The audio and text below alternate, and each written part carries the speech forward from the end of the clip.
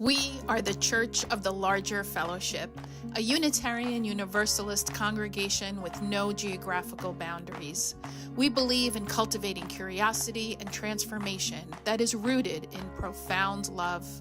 The COVID-19 pandemic has irrevocably shaped how connections are formed in congregations across the United States and the world. The Church of the Larger Fellowship is committed to being a resource within Unitarian Universalism and beyond. From worship to covenant groups, from classes to pastoral care, and from our monthly magazine Quest to our online community hub and our letter writing ministry, we have found ways to build connection and community, even through the screen.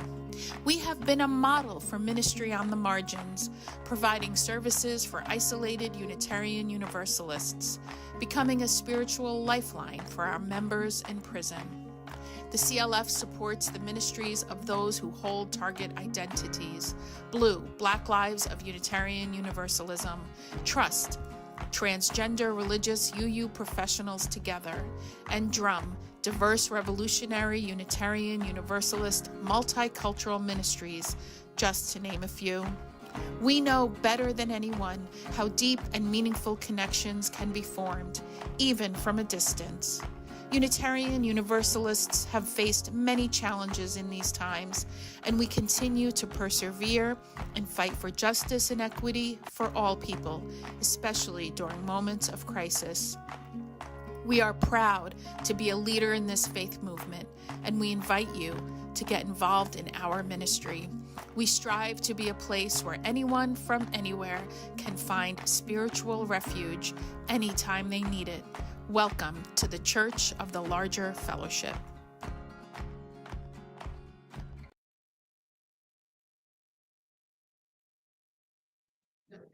Hi, I'm Aisha Hauser. Welcome to Voices of Unitarian Universalism. My pronouns are she and her, and I have the privilege of being 1/3 of the lead ministry team of the Church of the Larger Fellowship. I am coming to you from the land of the Coast Salish people, also known as Seattle, Washington.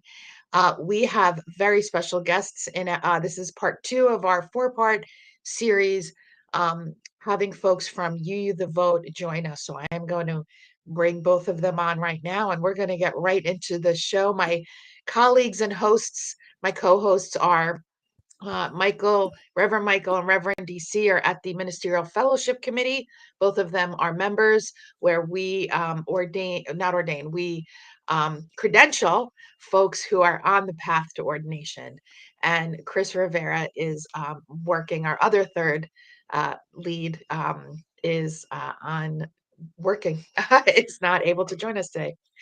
So I want to introduce, we're going to go right in, Nora Rasman, who is the democracy strategist with Side with Love, and Reverend Kathy Ryan Starr, who is the coordinates leadership development for Side with Love. So welcome to both of you. And you can also introduce yourself, tell us where you are, because I did not mention that, and then we'll dive right in. So Nora, do you want to start? Welcome. Sure, thank you. So happy to be here. Hi all, my name is Nora. I use she and her. I live in Milwaukee, Wisconsin, and which is my home and where I grew up. And my role is primarily to guide and support the work of You, the Vote, and the incredible crew of volunteers that have come out in support of our electoral work in the last 4 years. And more broadly, it is to expand our own imagination and understanding of what we mean when we say democracy. And so have a lot of enthusiasm for what 2025 might bring when it comes to the resources and the time and the attention moving away from this electoral cycle and towards what it means to build democratic practices and relationships for all of us. The way I understand democracy is an attempt and practice at shifting resources and power. And so I'm hopeful that kind of this role and the democratic work within Side with Love can continue to and expand how we talk to the other priority organizing issues within Side with Love. How about you, Kathy? Thanks, Nora. It's so good to be here with you all. I'm Reverend Kathy. I use they, them pronouns, and I live in coastal southern Delaware, the lands of the Nanticoke peoples. And I have the privilege of working across all 4 issue areas that Side with Love prioritizes: democracy, bodily autonomy, climate, and decriminalization. And specifically in how do we build stronger, more leaderful social justice work across these issues, across our congregations and communities. And it's really good to be here with y'all today. Thank you both so much. Before we delve into the topic of the day, build and block, I do, because there's no, we don't, who was it who said we don't live single issue lives? There's no such thing as a single issue. Tim Jordan. And we are a global entity in terms of, especially the United States, which I learned recently has upwards of 750 military outposts all over the world. And the second country, I think, is the UK at maybe 70. So we are prolific, the military industrial complex. So this week and last week actually started, Israel, the Israeli government made the choice to attack Lebanon, the people of Lebanon. They are bombing Lebanon. They first blew up pagers and phones or walkie-talkies, and then now they just started bombing. And the headlines in the United States are Israel Hezbollah war. Nope, the Israeli government is attacking yet another sovereign people. In addition to the destruction, they have been the genocide from Gaza. They also attacked the West Bank, and now there's a military operation, and they are bombing Lebanon. And we, the United States military industrial complex, is funding all of it. So naming that into the space. Yeah, thank you. And I am an Arab, for those who maybe, if this is your first time listening and or watching The VUU. I was born in Egypt, and I'm wearing a keffiyeh very intentionally. I wear it every single week. I've been wearing it since I got one in the mail, and I'm ashamed to say I didn't have one before October 7th, and I should have, because I grew up with the Palestinian cause as part of my family. My first cousin's father is from Gaza, and at some point, the reckoning of what's happening will hit us way. I mean, it is hitting us now, but I think there's still a deep cognitive dissonance. So, what can, and I'm wondering, because we'll go into the election. A part of me, the cynic in me, is like, well, is this some sort of attempt to disrupt our elections and wreak havoc more on, I don't know, on what's happening here, getting maybe people to vote some type of way. But we can start with build and block, or whatever is on both of your hearts, along with going into the topic. So I will turn this over to you both. Aisha, I just want to pick up on what you just said and locate where I am physically, because I am about 15 miles that way is this beautiful beach that is where President Biden has his beach house, which is where I was when he said he wasn't going to be, and when he stepped down. And he flies in and out through Dover Air Force Base, which is about 30 miles that way, which is where 30% of U.S. weapons that go to Israel are shipped out of. It is also where U.S. service members who are killed, it is where they come through. It is also a major economic and jobs force in this tiny state of Delaware. And meanwhile, my kids are in schools. My 7th grader has 33 kids in many of her classes because our schools don't have enough funds. And so when we make it hyper local, the world that I want to live in is one where nobody's coming home in body bags, is one where none of my tax dollars or anybody's tax dollars are going to bombs and killing machines. Is one where we have clean water, is one where I don't mind that the president is at a beach near me because they are acting with an integrity towards the beauty and peace and beloved community of the people they govern. And that's not the world that we live in. So I guess that leads us to block and build. That's the world I want. Yes. And there's a heck of a lot of blocking we need to do to stop the bad stuff to get to that world, while we're also building towards that vision. So that's my unintentional segue into the conversation based on my hyperlocality. Yes. And I'll just position myself a tiny bit more. I live on Potawatomi, Menominee, and Ho-Chunk lands, and I'm in the process of trying to understand what it means to acknowledge the land that we live on. We're having like a very rich conversation internally with Inside with Love around what it means to talk about the lands that you're on, absent of a relationship to the tribes whose lands it has been historically or continues to be. And so just didn't include that in my intro. And where I live, there are a number of military subcontractors that are owned by Lockheed Martin that are directly creating parts that go to the planes that are creating the genocide in Palestine. And so here they just launched a campaign called Defund DERCO, which is the local affiliate of Lockheed Martin. But just to contextualize, similar to what Kathy said, like from wherever we're positioned, there is a profound, meaningful connection, and we are accountable for what is happening very far away, not only because of our tax dollars, but because of the composition of the economy wherever we live that is deeply entangled with the violence that's happening across the region. So the region of Palestine and Lebanon. So yeah, just a reckoning.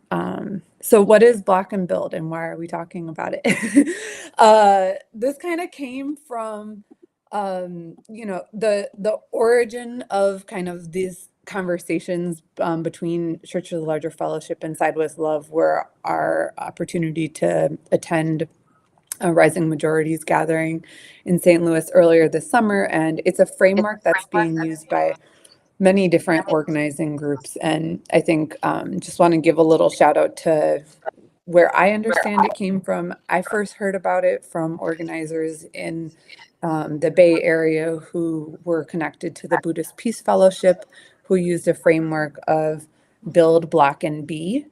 And so similar to block and build, but the B portion is around kind of the spiritual sustenance that's required for us to be able to do the justice work that propels us in the world. So also there's some remixes of it. Some folks that are like, we actually need to be fighting are using the language of build and fight. And so like in a more offensive position than block. And I've seen that from people organizing in Mississippi, particularly connected to the organizing that's happened in Jackson. And so just like a couple offerings of like adaptations and like, where does this come from? But the way that why we're bringing it as a framework to engage with today is because for me, it illustrates like the many ways that we make change and we attempt to decrease the harm that currently exists within structures. And so the block portion is kind of, we are taking immediate action to block policies that are harming our communities and that are barriers to people having access to housing, jobs, healthcare, wellness, food, safety from police violence. Simultaneously, our work requires us to be building a future where poor people in the working class is thriving and we create a more just world that is like rooted in our shared values of justice and care. And so that's kind of like the top lines of what the block and build framework means. I think it illustrates that like there are many entry points to doing change work. And I think that we'll get a little bit more into like, how are we as Side with Love or as Unitarian Universalists positioned, and like where do we practice and where do we have some opportunities to grow? So Kathy, do you want to, or Aisha, do you want to say more? No, Kathy, I'm gonna Kathy first, and then we'll. Yeah, I think what I want to add right now is that part of the why it's important, like why are we talking about this now, is that elections have a particular intensity to them. They have a particular, they are much more clear cut and black and white. I use that somewhat intentionally, where there's a certain number of voters that we can argue about with voter suppression and turnout. And there's an election date that keeps getting smushed around with shenanigans. And it can feel very attractive to say, I'm going to work on this election and maybe this will solve things. In an individualistic society where we're taught that individuals can be saviors, I don't think we say that out loud about elections, but Yeah. there's an illusory appeal to that. And to me, the brilliance of Block and Build is it reminds us that this is about the long game. This isn't about one election, no matter how much we love or hate any of the candidates. Yeah. It's actually about something that is much longer. And in a world where it's easy to fight about strategies, it's easy to fight about, well, no, how dare you not think about voting? Because if MAGA wins, then this, or how dare you vote for any of these candidates because they all support genocide, or like, we need to expand the conversation to say, as our Universalist tradition says, that there's no one right way, that there are multiple paths, and how do we hold them together? How do we each get clear on what's my lane or lane? Who am I in formation with? And how do I move without throwing other people under the bus, and holding that both and of Block and Build. Oh, thank you both. And speaking of both and, I am incredibly remiss in not mentioning what happened in Wisconsin 2 days ago. Marcellus Khalifa Williams was executed, and even the family of the victim everyone had come out and practically begged the governor of Wisconsin, where you are, Nora, to offer a why am I blanking on the word? It's not pardon. Oh, I'm sorry, Missouri. I thought it was Wisconsin. I decided it was Wisconsin. It was Missouri. Oh, Missouri. So much goes on there. That is awful. As the rest of the country. Thank you for that correction. The governor was begged by a lot of people, including in law, in the justice system, and I mean, already the death penalty is heinous, and the carceral system. We are abolitionists. CLF are definitely very explicit abolitionists. And I apologize to Marcellus, who is not with us anymore, that I was remiss because I meant to bring that up, and that, I mean, the heinousness of how this country is a death cult. So blocking, there's so much to block, and we build a community of care. I guess what came up for me, why I brought up Marcellus, listening to you both, and this is happening also with so much, when there is so much, there are many hundreds and thousands of organizers, and a lot of organizing, and the thing where I'm trying to not give in to despair is how much it feels like it's not working. But I know it is. But I also it's like, okay, so all these people appeal to the governor of Missouri, and this is a man who pardoned the white couple that just had their guns brandished against peaceful protesters. This is a man who, I mean, he was fine pardoning a lot of people, but would not save the life of a Black man. When many, so how do you both, I mean, within the Build and Block, I guess this is a spiritual question, is how do you still hold on, or I guess continue to, in some ways we all live in a cognitive dissonance, the three of us, those of us who want to center community care, because we do live in empire, we live within empire, within the walls of empire, and we're trying to dismantle the system of empire and oppression. And I guess I'll be doing a sermon in a couple of weeks. How do you savor the world while trying to save it? I'm going to ask you both. I hope there was a question in there. Yeah. Well, I think when I think about Black strategies, even in the context of the murder of Marcellus, I know people have stated that I think for I think it's the first time since 2004 or 2008 that a Democratic candidate hasn't included abolition of the death penalty as part of their official platform.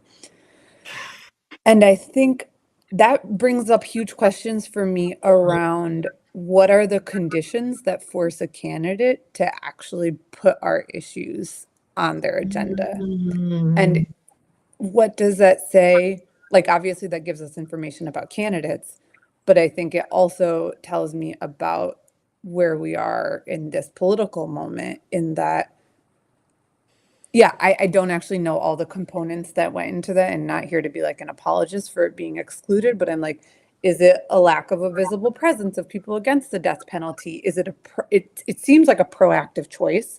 But like what are the conditions that have like led to that?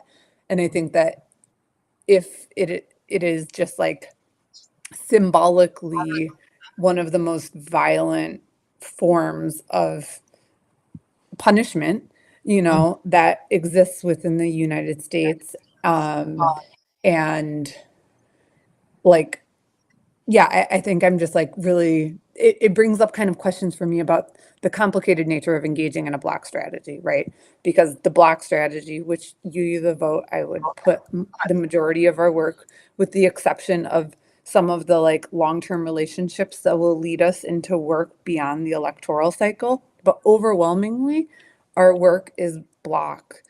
And it just has profound contradictions and limits. And I think that one of the things that I was thinking a lot about is how does our socialization and our social location and our temperament inform our comfort in one versus the other? Whereas if we see build as being rooted in visionary, expansive thinking that is like really interrogating what we've been taught about power and humanity and what's possible. Right. Block is like really tightly like working within the confines of the current power structure, right? And of course, in any organizing space I've ever been in, there's like huge philosophical questions about how much we engage with the current structures. Like there's not like alignment. And so I think my reaction to kind of like what you're sharing is kind of the profound gaps, salute, and the barriers that exist within like orienting only towards a Block strategy. And that being where I think many of us have been trained or are more practiced, because particularly those of us who live in profoundly hostile states are often creating campaigns that are defensive to try and just reinstate some basic protections for some people, yeah. I appreciate that. I have like 12 different things to say Go for around it. this. All of them. Start with number one. Go ahead. Or backwards. Well, I want to start with the spiritual, but I want to come back to this tendency of, I think Unitarian Universalists tend towards the resist part and less towards that. We can come back to that. I feel like I became a Unitarian Universalist minister because of this question, and it's one of my lifelong searches. It's like, how do we deal with despair in a world that is full of crises, and in a time when the internet and social media make them all the more apparent and accessible to us? That there's probably 10 other headlines or maybe 20 this week that we're not naming here that are as egregious, because there are so many structural crises right now. And Adrienne Marie Brown talks about them being it's not that it's like they become more visible. They're becoming more visible. They're becoming what's the word she uses? Covered. Uncovered. It's not that, they're becoming uncovered. So I go two directions with a spiritual question. One is acting and organizing is my antidote to despair. That is a lot of what drove, I think, hundreds and hundreds of Unitarian Universalists to UU the vote in 2020. I think it is driving some folks now. I think that it is not a bad coping strategy.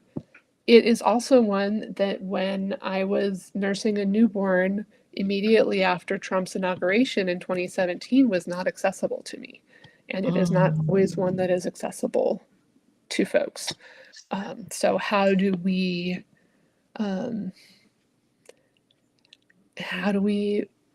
look at practices of joy and resilience? How do we appreciate the here and now?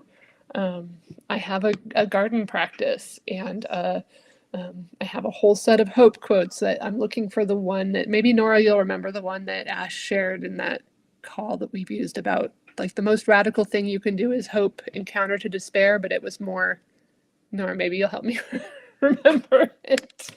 But I think that's part of what we do together is I find my spirit lifted when I'm in real conversations with people like this, where I'm in real relationship, where I'm reminded of the very, very harsh realities and don't shy away from them, and still we connect. Yes. And still we gather. It's an imperfect question, but I think it's one we need to keep living into and building muscles around as Unitarian Universalists, as people working for a better world. So speaking of building muscles, and yes to everything both of you said, because it is, what I tell people is I choose which cognitive dissonance I live with. Because there is no, I'm a city mouse. There's no world that I'm going to go off any grid. I need running water. I need electricity. need. But to be clear, so there's cognitive dissonance that I choose. And the connection part is so very profound. I live in Seattle. I've lived here 11 years. And the thing about Seattle, so I've lived in 5 different states in this country, and I've lived in South America.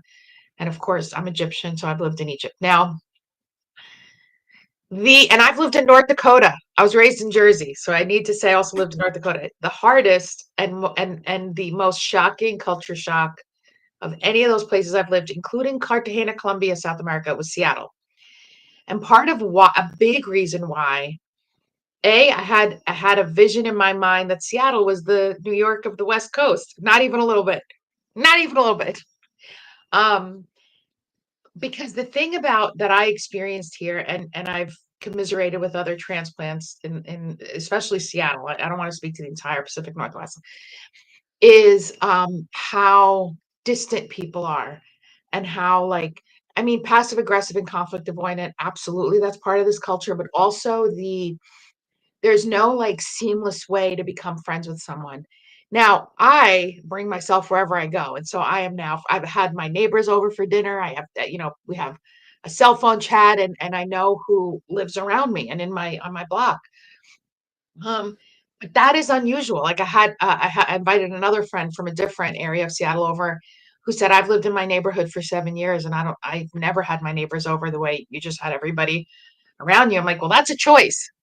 That's a choice. So, yes, there's culture, and the other reason for the culture shock, this is the most racist city I've ever lived in. Now, when I say that, I inevitably get somebody, usually a white person, go, well, what about these other cities that are racist? I said, I didn't live in every city in the United States.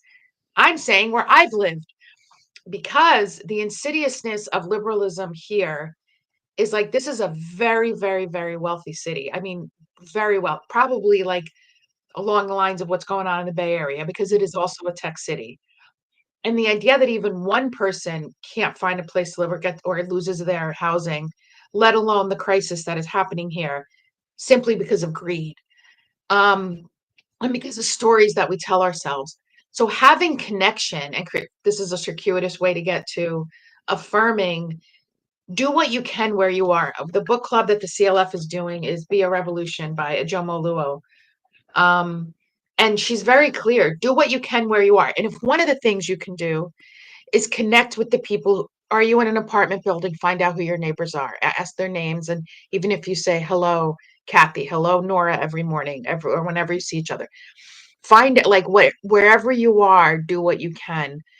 And I think we in Unitarian Universalist religious education, we do this with kindergartners. We do this, we say, what is your agency? You could clean up after yourself. Let's not take away our agency, even in the face of what's happening, because it's powerful what happens when people come together. And don't forget what we're fighting for. And that's where the joy is an act of resistance. And I've definitely been following many organizers who've said that, especially Black organizers. I've tried to find out where the phrase originated from. I've attributed it to Audre Lorde, but I'm not sure if that's where it started. The point is, the truth of it is, joy is an act of resistance, because the oppressive systems and empire want us to be defeated and not feel joy. And so I've had to remind myself of that over and over, that feeling joy and wanting to remember what we're fighting for is sustaining. There have been days, especially this year, that I've just broken down, that I'm the enormity of what's happening. I've lost friends over me being very openly against genocide. It's people like offended at pro-Palestine, but okay, if that's too much for you, how about against genocide? How about against murdering children and bombing children and people of all ages? And there's no reason, yes, women and children, but how about men? How about people who are just trying to exist? And the cognitive dissonance of calling Black and brown people terrorists, but not the military industrial complex. We're the good guys. Anyway, I take the circuitous route to any point that I'm trying to make. But I think the build part is so challenging, because we are a nation that knows how to destroy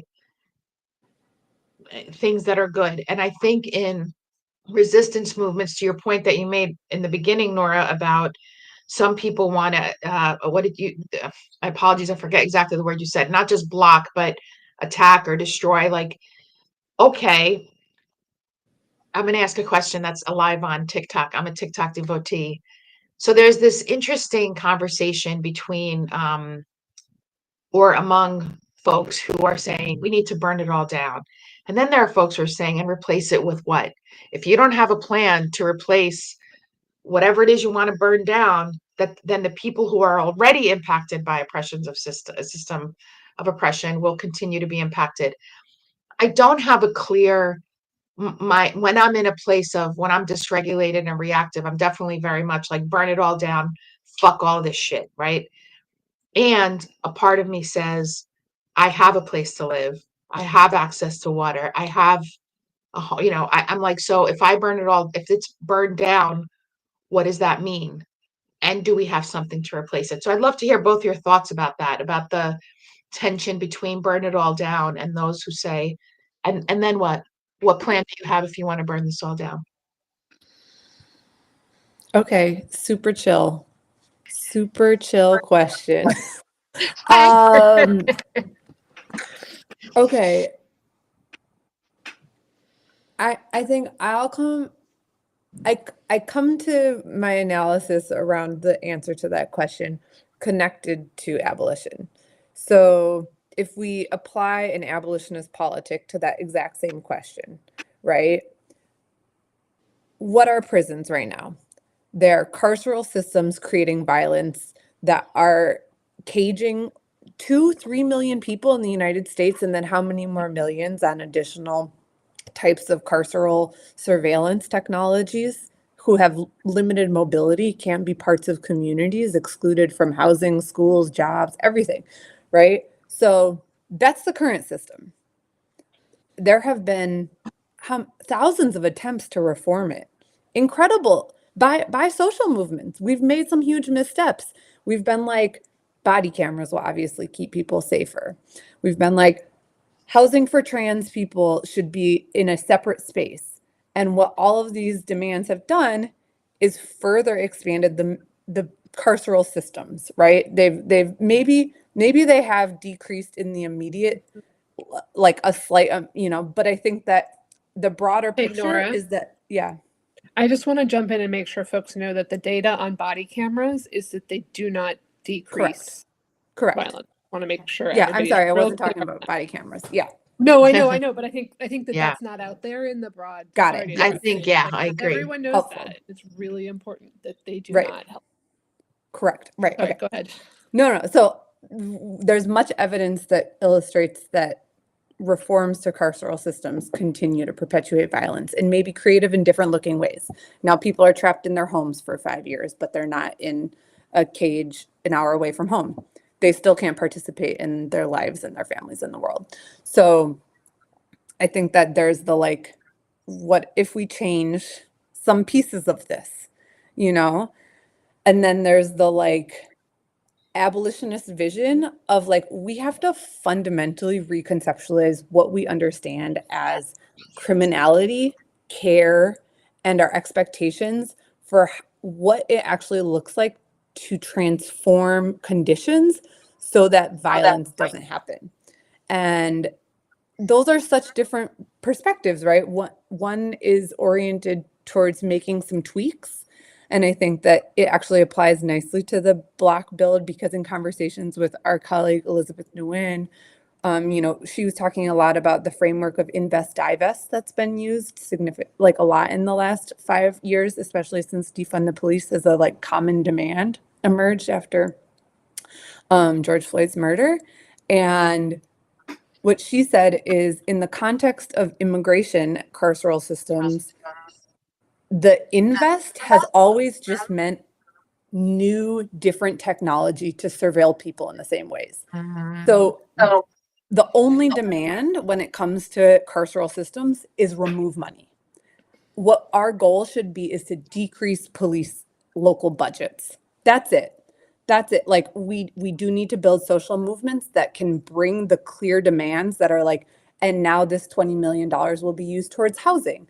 But anytime there is like the status default will always be to disproportionately fund policing structures within the United States. Milwaukee, 42% of our city budget goes to the policing. So I mean, just like to give a little bit of context for like how profound that is.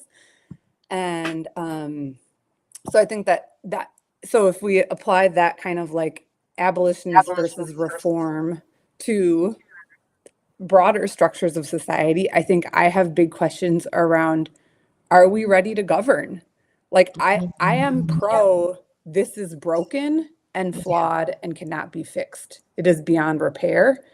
And I feel very clear we need a lot more people, and I think that the burn it down folks would be like, the level of harm, I mean, they would say what we're saying, right, about abolition. It's like the level of harm is irreconcilable. And so like, let's try something else. And I think that the like, let's try something else, people, I think that's the build. It's like, are we willing to be brave enough to have an imagination that thinks of a world where people's needs are met and it's not connected to their ability to participate in capitalism or produce something? It is like, you exist, so obviously we would take care of you. Like, that's it. So that's, and like in applying what you're saying to what happens in November, I don't have an answer for you about myself. So Yeah. just just like being really real. But I think that in the context of like how we grow our social movements, it is like a recognizing that people are coming to the conclusion that this can't be repaired from many different places. And I think when it is from a collectivist understanding of the role of violence the US has played globally, for centuries, like for me, that is different than With Love, a recently politicized upper middle class white person who will not be impacted by the harms that that come with the immediate violence.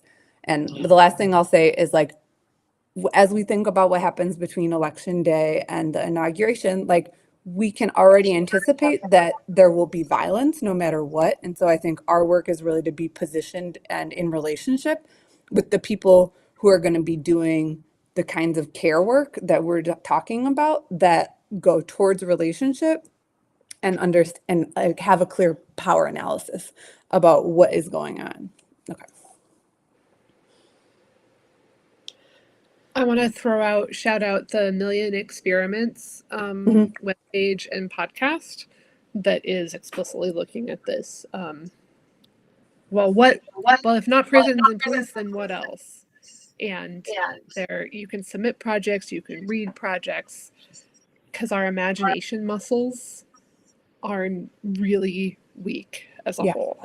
They are stronger in more impacted communities, because when you are struggling to survive, you get really creative and you figure shit out, and you have to rely on community. And there's a whole lot of resilience in whether it's Black folks coming out of slavery or trans folks or both, or right? Like, you learn how to survive in ways that I, as a suburban middle class white person, have had to learn in adulthood. And I have taken probably 20 years to move into abolitionism and into the possibility that other world actually is possible, and we may not make it there. What's the name of what you said? Because I want to have for folks what you started with the podcast. Millionexperiments.com. Let me see if I'm savvy. I don't know that I can get to the chat. Okay, I'm gonna find. I found it. 1 million experiments. Mm-hmm. Yep. Okay, I'm gonna put it in. I don't remember if that's Mariam Kaba or it's one of the amazing Black women abolitionists who write and theorize, and it's just delightful. Okay, thank you. That resource. Let me stick with that for a minute, with some of the work that we're doing around visioning at Side with Love, because I think that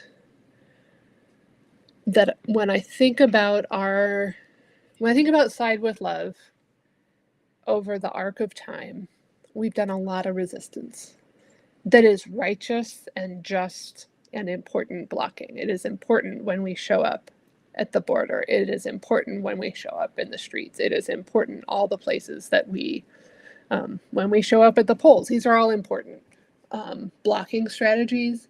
And we are really doing some work in the last couple of years to create more visioning and imagination. That looks like the Defund Fear, when that was a common read. There's a curriculum that is on our website and on the Common Read website that looks at abolition without including some really amazing imagining and rooting it in personal experiences. That looks like an exercise that our climate organizer, Rachel Miss-Livy, has introduced us to, called the Rich Picture. I don't think I have one of mine around to show you. That's taking we adults who, speaking for myself, I can't really draw very well. And that doesn't matter. That's part of the point. And you take a few minutes and you draw a picture of the world that you want to see and envision that. And it's actually not that hard to envision. And Nicole Presley, our department director, has pointed out that nobody ever draws a prison in a rich picture. And frankly, nobody ever draws a ballot box. What people draw is schools and trees and people connected to each other and love. And we can go there, and we do go there. And for folks who are doing the climate justice revival this weekend, this is the grounding activity that it will begin with, because we need to imagine the world. Tell people what that is. The climate justice revival. This is our first ever climate justice revival. climatejustice.org. We'll drop these links later. And Thank we you. have over 300 congregations doing it either this weekend or sometime throughout over the next several months. And it is really getting at some of what we're talking about here, which is how do we go from some tunnel vision that, well, we just need to get solar panels and get to net zero, which we do, and everybody needs to be on the climate bandwagon, to shifting into a more spiritual place and a more integrated place of what is the world that we want to create, and how do we imagine that? How do we identify the intersecting problems and issues in our communities, and also identify the gifts and joys that each person brings, and then move those together towards really faithful action of an integrated climate justice. So huge shout out to the over 400 folks who have gotten trained to be facilitators, to Rachel and the climate justice planning team. It is beautiful. The shirts are beautiful. They have flowers on them. And that's part of how we need to do our organizing, is acknowledging the real serious, awful, how the hell am I supposed to grok this awfulness in my body with the vision and the beauty and the joy, and knowing it's a long term. So the climate revival is a great example of all of that. And then the second day of the climate revival includes an action hour connected with VUU the Vote, to literally text your friends and make sure they have a voting plan. And you might think that your friends are all voting, but we need to check with them. And if they are, then we need to ask them to get 3 people. So it's the both and that we keep living into. Oh, thank you. The CLF is a part of it, and Chris Rivera, co-lead part of the co-lead team, will be leading the CLF online program this weekend as part of the Justice Revival. Shout out to Reverend Deanna Vanderver from the UU College of Social Justice, who also did a tremendous amount of work. Here's the thing, it's all connected. I was driving down one of the highways in Seattle, and I see this haze, and it wasn't fog, and I'm like, this is like this haze of it wasn't smoke, and I look over, I'm following it, and it's the fucking Coast Guard. Literally, it's coming out of their steam. I'm like, what is this, like a 1920s steamer ship? The coast, and so the amount of climate devastation that the military industrial complex has been and is contributing to cannot be overstated. And so I think the cognitive dissonance of humans is something to behold, that the one and only place that human beings need to survive is in peril, and yet we have a whole swath of people in power that are just like, I mean, even Greta Thunberg, who started as a teenager with a sign in Sweden, she got worldwide attention. When the attention became more of a trickle, when she started wearing a keffiyeh. She has been coming out now very much against the genocide, very much saying this is also tied to climate justice, the devastation of the bombs that have been dropped and now are being dropped in Lebanon.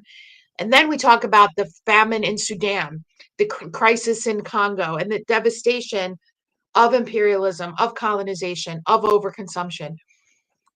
So much, if we connect all the dots and expand our imaginations for good, the imaginations of those with power and have ill will in how they operate is immense. And let's cage children. I talk about this all the time on the show. Sure, let's cage children. We'll find money. Let's feed children. Oh, that's complicated. Let's not allow guns in schools. I don't know. That's a head scratcher. I'm sorry, what? Like, the imagination, that's the thing that also gets me, is not only is there a suffer of those especially who are used to privilege, but in general, we suffer from a lack of imagination for good. We actually don't. Now I have to stop saying it's a general thing, because the imagination for destruction and horror and terribleness seems to know no bounds. I mean, we have an immense prison ministry, worthy now. And one of the things that's happening, I mean, if it's not bad fucking enough that we have for-profit prisons, even within the carceral system, there's now this initiative to charge and so not only are people's rights taken away in their cage, they're being charged for whatever it is they want, that maybe email or getting mail, or and then they're digitizing. I mean, because this all impact, we correspond, we have pen pals, we send quests, we send, I mean, the enormity of how much, when someone has a destructive, harmful idea and they have the money and the power to back it up, they come up with some crazy shit that they do. We're still not mad enough about the dick rockets as a human being, like during the pandemic, when at the height of the pandemic's still going on. But title lockdown, and 3 very wealthy white men got into rockets and spent billions. But we can't have universal basic income. That's a problem. We can't have universal health care in the United States. And I am talking now in the United States, where CLF is global. And I want to ask for grace from, because what happens in the United States impacts the world. So we do our try. Here's my thing about the election. We have about 8 minutes left. Nora, I thank you for inviting me and a small group of us Unitarian Universalists to the Rising Majority Conference in Missouri, in St. Louis, in the summer, in June. And here's what I learned after that week. I feel better about how I'm going to vote this fall, and I'm going to vote against fascism, is to buy us time. Because while neither candidate embraces everything that I believe, or even close to it, frankly, that includes Kamala, who loves calling herself a cop, I still will vote for her, because we need time. She at least will not destroy the First Amendment. She'll toy with it and bother some people, but she won't. But we will still be able to organize in a way we won't be able to if fascism wins. And that to me is pragmatic approach. And I have very much folks in my life who said, I will not support genocide, and both candidates support genocide. And I will never say to them that they need to do otherwise. They need to do it. Absolutely vote your conscience. And I don't blame anyone for voting that way. And so I'm talking personally that it was coming out of the Rising Majority Conference that I said, we need time. We need to buy a little more time to even be able to be able to organize. That's where I'm coming from. I'm going to leave the last 7 minutes to you both. Yes. I think that, I mean, how you ended, I believe in building a multi-party system. You know, I live in a city that's been run by Democrats. I just turned 40 for the last much more than 40, but at least I've been here for 40 years. The disparities in access to basic services based on race specifically, in like the experience of Black Milwaukeeans versus me as a white Milwaukeean, are so profoundly disparate. And we've only had Democratic leadership. So, you know, we're a nonpartisan organization. We don't endorse candidates, just to clarify if anyone's confused. But I think there's much to learn from people who are trying to build a multi-party system in the United States. And I look to the ways that the top 2 political parties have so proactively tried to stop. Like, I mean, we're talking about suing people to keep them off the ballot. That is an anti-democratic behavior. To not seek out more people to be able to represent more people.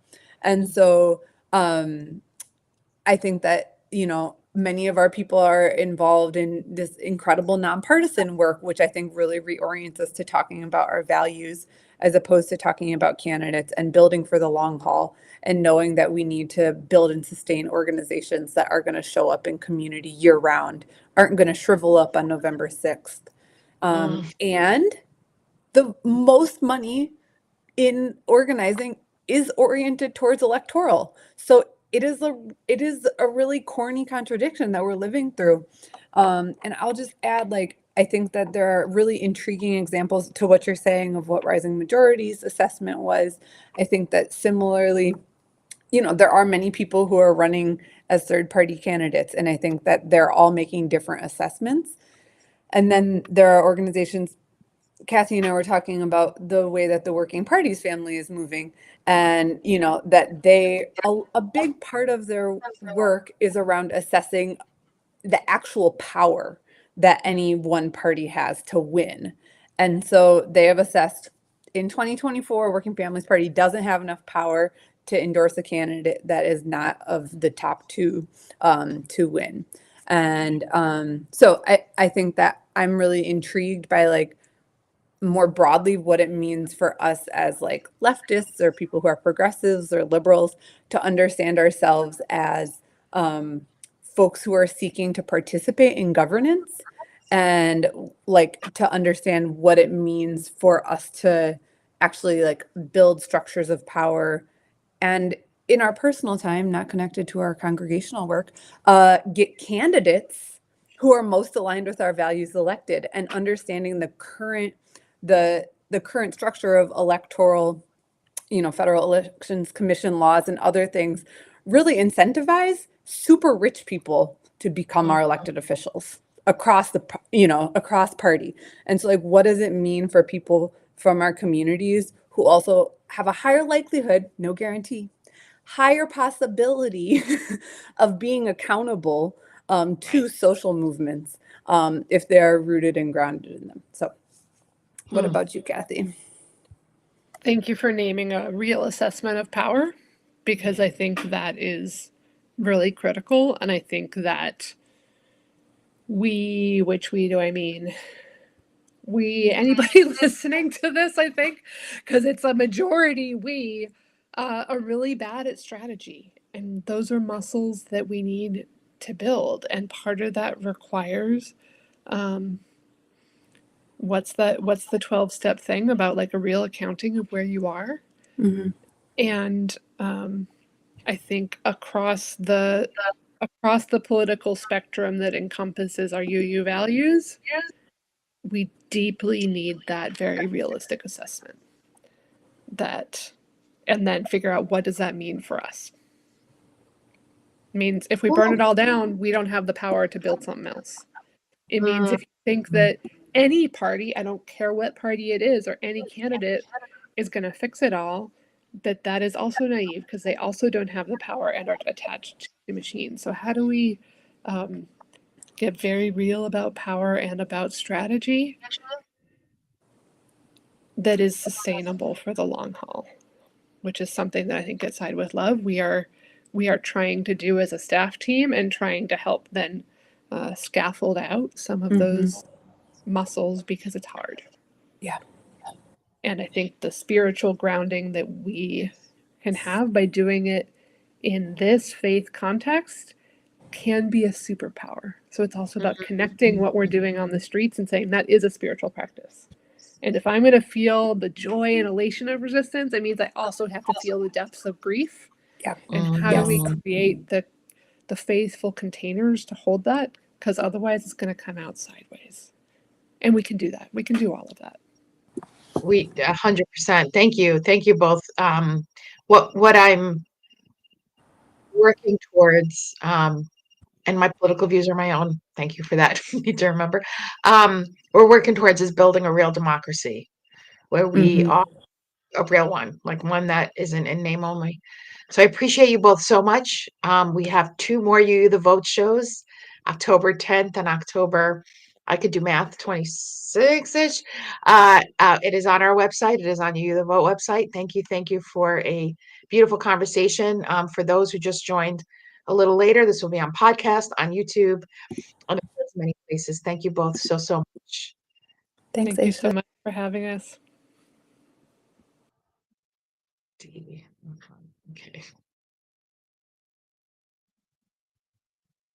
Nope. I am doing tech today. This is